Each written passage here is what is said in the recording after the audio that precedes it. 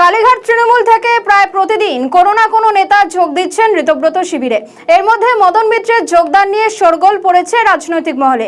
স্ত্রী এবং পুত্রদের ইডি নোটিশ পাঠানোর পরদিনই ঋতব্রত যোগ দেন কামারহাটের বিধায়ক মদন মিত্র। আর সেই মদনকেই আজকে দেখা গেল কালীঘাট তৃণমূলের বিধায়কদের পাশে। সেখানেই মদনের পাশে দাঁড়িয়ে বিধায়ক কুণাল ঘোষ ইঙ্গিতপূর্ণ মন্তব্য করলেন।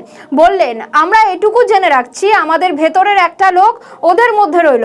মুহূর্তের মধ্যে অবশ্য জবাব দেন মদন মিত্র। তিনি বলেন, শোভনদেব চট্টোপাধ্যায়কে 10 বছর বিরোধী আসনে দেখতে চান তিনি।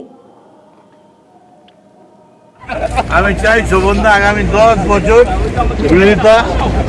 বিরোধী আসনে বসুক। 10 বছর সরকারি আসনে এটা কি বললি? ঠিক ঠিক ঠিক ঠিক। হয়তো ওইদিকে গেছেন, কিন্তু মদনদাও বিশ্বাস করেন রেপিস্টকে। মদনদার মন অন্যদিকে পড়ে আছে। কাপুরুষের মতো ইডি দিয়ে বৌদি আর ছেলেদেরকে নোটিশ দিয়ে